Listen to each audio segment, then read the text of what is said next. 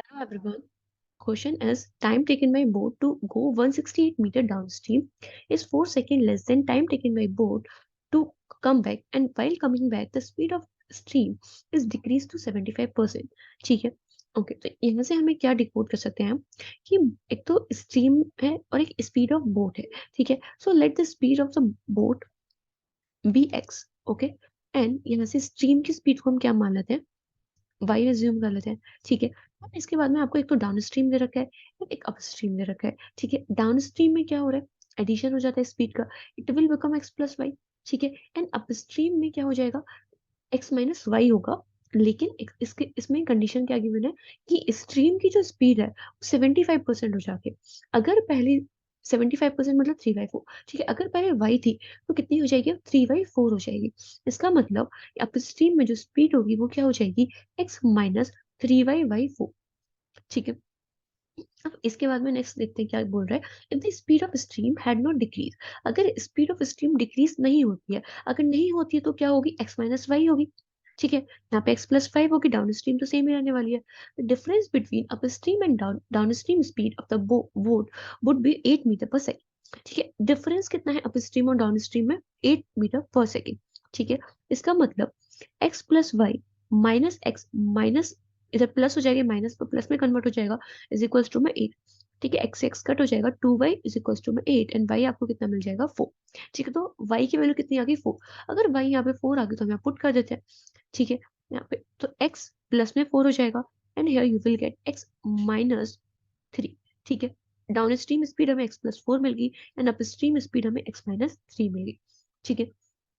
अब इसमें बोला था कि डाउन स्ट्रीम में टाइम कम लग रहा है, डाउन स्ट्रीम टाइम जो है कम है as compared to the upstream time.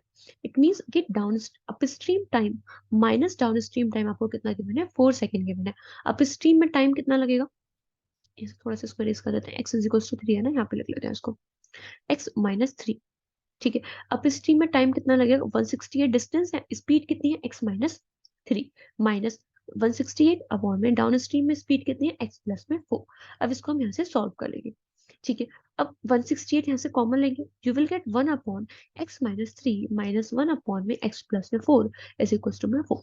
ठीक है. 168, अब यहाँ पे इसका एलसीएम लोगे तो you will get x plus 4 minus x plus में 3 अपॉन में x minus 3 and x plus में 4 इज इक्वल टू में 4. ठीक है. माइनस एक्स से माइनस एक्स कट हो जाएगा, यू विल गेट 168 इंटू में 7 इज इक्वल टू में 4 है, अपॉन में क्या चल रहा है, x minus 3 and x plus का 4. ठीक है. 4 से ही कट हो जाएगा, कितनी बार, 42 बार. ठीक है. तो x minus 3 and x minus 4 कितना मिल जाएगा, 42 into 7, it will be the 294. ठीक है. 294 हो जाएगा. एंड इसको हम एक्सपेंड कर देते हैं, हमें क्वाड्रेटिक इक्वेशन बनानी पड़ेगी. तो एक्स स्क्वायर माइनस 3x, ये दिस इज 4x. ठीक है. X square minus 3x plus में 4x माइनस में 12 इज इक्वल टू में 294. ठीक है. अब एक्स स्क्वायर प्लस में x हो जाएगा and minus 12 minus 294 is equal to में 0. एक्स स्क्वायर प्लस में x माइनस में कितना हो जाएगा, यहाँ पे 306 इज इक्वल टू में 0. ठीक है. अब हमें 306 के ऐसे फैक्टर करने हैं कि माइनस करने पे क्या आना चाहिए, 1 आना चाहिए. ठीक है. देखो 306 है, हम इसको कैसे ब्रेक कर सकते हैं, 3 और 6 क्या हो रहा है, 9. तो यहाँ से आपके माइंड में क्लिक होना चाहिए कि 9 का ये मल्टीपल है. ठीक है. मतलब 9 से कट हो जाएगा, तो 9 से हम इसको कट करेंगे तो वी विल गेट 3 एंड 4. ठीक है. 34. अब इसको 17 इंटू 2 में ब्रेक कर सकते हैं. ठीक है. तो 9 2 से 18 एंड 18 17 हमें मिल गया फैक्टर, 18 इंटू में 17. ठीक है. यहाँ पे इसको नोट डाउन कर लेते हैं, एक्स स्क्वायर प्लस में 18x minus 17x minus 306 is equal to में 0. एक्स यहाँ से कॉमन आ जाएगा, एक्स प्लस में 18 एंड माइनस 17 यहाँ से कॉमन आ जाएगा, एक्स प्लस में 18 इज इक्वल टू में 0. ठीक है. तो x plus 18 and x minus 17 की जो वैल्यू होगी वो कितनी आ जाएगी, 0. ठीक है. अब यहाँ से अगर आप इसको 0 के इक्वेट करोगे तो x की वैल्यू जो आपको मिलेगी वो क्या मिलेगी, माइनस 18 एंड 17. ठीक है. लेकिन माइनस 18 तो पॉसिबल ही नहीं है, नेगेटिव तो पॉसिबल ही नहीं है स्पीड, तो हमें x कितना मिल गया, 17 मिल गया. ठीक है. अब इसने पूछा था find the total time taken by the boat during the whole journey. ठीक है. देखो अगर यहाँ पे आपको ये कंफ्यूज नहीं होना है, यहाँ पे हम टाइम कौन सा मतलब कंडीशन कौन सी लेंगे, कि हम रिड्यूस स्ट्रीम की जो स्पीड थी वो रिड्यूस हो गई थी, वो वाली कंडीशन लेंगे जो हमने यहाँ करा था, या फिर x plus y x minus y ही लेने वाले हैं नॉर्मल. यहाँ पे आपको रिड्यूस वाली कंडीशन लेनी है. क्यों, क्योंकि हमें ओरिजिनल गिवन था क्वेश्चन में वो रिड्यूस था। ठीक है, ये तो हमें कंडीशन के साथ गिवन था कि अगर वो चेंज नहीं होती तो डिफरेंस इतना होता।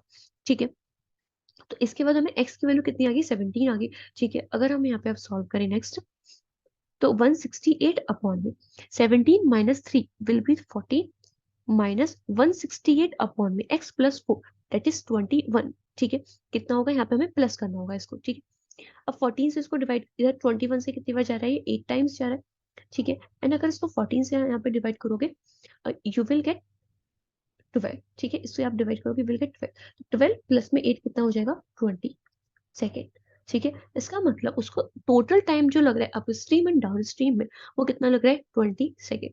ठीक है, आई होप आपको क्वेश्चन समझ आ गया होगा। इसमें जो कंसेप्ट यूज हुआ है कि आपको ये अप स्ट्रीम और डाउन स्ट्रीम में कंफ्यूज नहीं होना है, प्लस माइनस में। एंड सेकेंड थिंग कि इसमें जो अप स्ट्रीम की जो स्पीड है वो 75% हो गया, तो आपको 3/4 यहाँ पे कंसीडर करना होगा, एंड इसका भी ध्यान रखना होगा।